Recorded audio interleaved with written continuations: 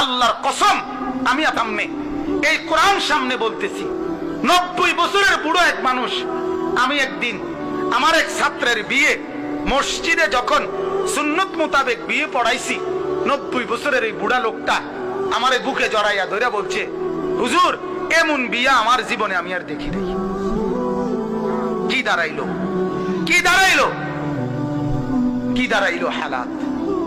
আমি খুব কম বিয়ে পড়াইবার জন্য, খুব কম আমি যেতেই চাই না, কারণ আমি যাইলে আমার লোকে বইতো না, আমি জানি প্রায় সময় যাই না। অনেক অনুরোধ করলো অনেকের বিয়ে শাদিতে যেতে চাই না, কারণ গেলে বলবে আমি বিয়ে পড়াইতাম, আর আমারে বললে আমি যেমনে কমু যা কমু ভেড়া কব না, এরম হইতো না। কথা বুঝছেন? আমি বলবো পরিষ্কার, উকিল বাপ বলতে কিছু নাই, হেরা বলবে এ কথা জীবনে হচ্ছে। আমি বলবো ইজেন আনবার জন্য মেয়ের কাছে মেয়ের বাবা, মেয়ের দাদা, মেয়ের ভাই, মেয়ের চাচা, অর্থাৎ যাদেরকে এই মেয়েটা আগের থেকে দেখা দেওয়া জায়েজ ছিল, ওইরকম কেউ ছাড়া ছেলের পক্ষের কেউ অথবা বিবাহের উকিল অথবা কাজী অথবা এরকম অন্য কোন কেউ যাওয়া একেবারে হারাম, স্পষ্ট হারাম, স্পষ্ট হারাম। ছেলের ফুফা, ছেলের মামা, ছেলের খালু, এই বিয়ের এজেন্ট গিলা মেয়ের কাছে যাওয়া হারাম। বিয়ের এজেন্ট মানে বিয়ে না, বিয়ের এজেন্ট মানে মেয়েটা তার বাবাকে অনুমতি দিছে, আব্বা আমার বিয়ে আপনি আপনার প্রস্তাব দিয়া ছেলেটার সাথে করায় দেন, এটারে বলে এজেন্ট। এজেন্ট শব্দের অর্থ অনুমতি। এজেন্ট শব্দের অর্থ কি? অনুমতি।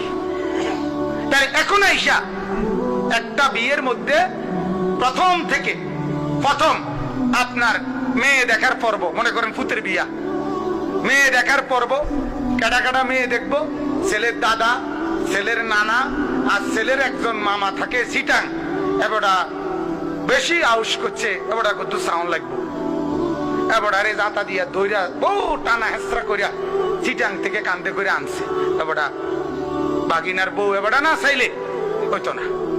এই যে চাইলো যারা এই বিবাহের আগে এই মেয়েকে, যারা এই পুরুষগুলো দেখলো, সব হারাম, স্পষ্ট কবিরা গুনাহ। বিবাহের আগে এই মেয়েকে শুধুমাত্র ছেলেটাই দেখবে, আর মহিলা একেবারে প্রধানমন্ত্রী সহ দেখলেও কোনো অসুবিধা নেই, যেহেতু আমাদের প্রধানমন্ত্রী মহিলা। কথা বলেন না কেন? মহিলা যদি 10,000 চায় এক লগে, এতে কোনো অসুবিধা আছে?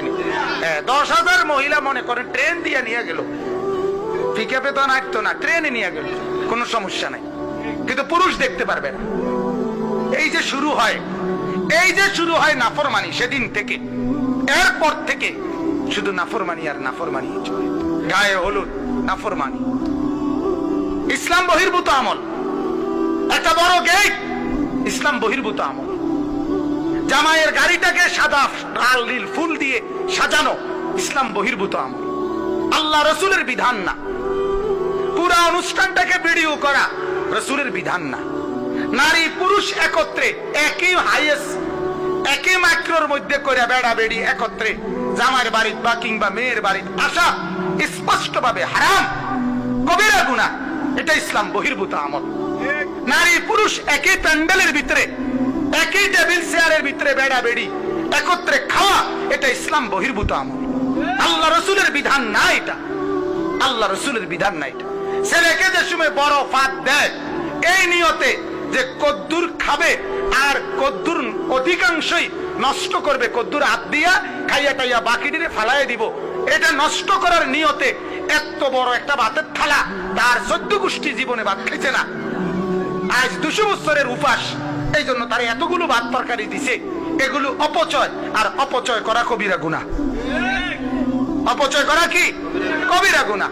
ছেলেটার সাথে মেয়ে আইসা আইসা একটার পর একটা শালি আর আইসা দুলাবাইয়ের পাশে আইসা আইসা একটা একটা ছবি তোলা অথবা ধাক্কা ধাক্কি করা, মিষ্টি নিয়ে রসিকতা করা স্পষ্টভাবে হারাম।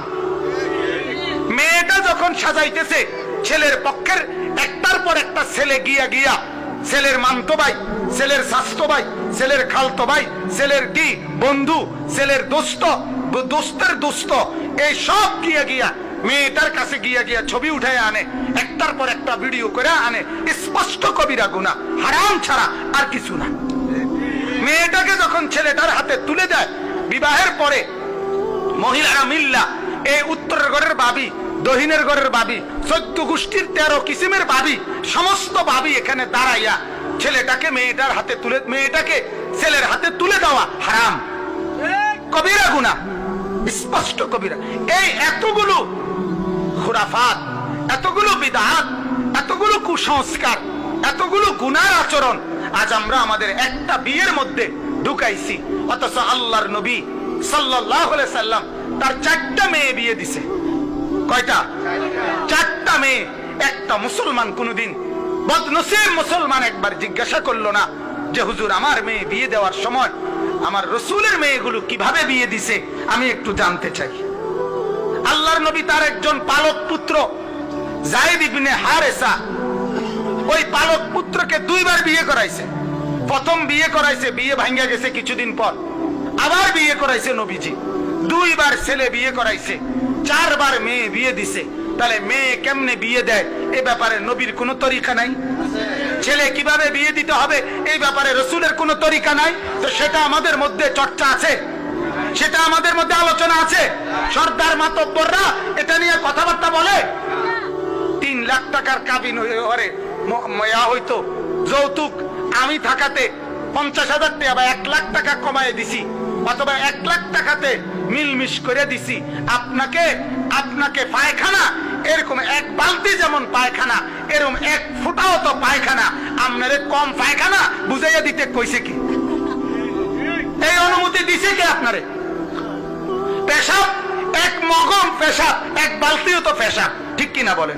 হারাম তো হারামি। আরে কথা বলেন না কেন? হারাম তো হারামি। হারামের কম করা আর বেশ করার মধ্যে বৈশিষ্ট্য কি? কোন বৈশিষ্ট্য আছে বলেন? যাই হোক, তা আমার বলার উদ্দেশ্য হলো, আজকে যদি আমরা এটা বলতে যাই আপনাদেরকে, তাহলে এখন অবস্থা কি? এগুলো বলার পরে আপনারা মন্তব্য করবেন কি?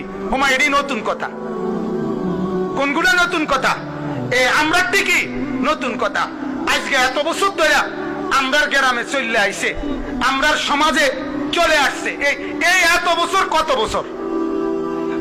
নয়তো 30 বছর। কথা বলেন না কেন? আপনাদের গ্রামে চলে আসছে নয়তো 40 বছর, কিন্তু ইসলামের বয়স তো 40 বছর না। কত বছর? 1500 বছর। তাইলে আমারটা নতুন না, আপনারটা নতুন।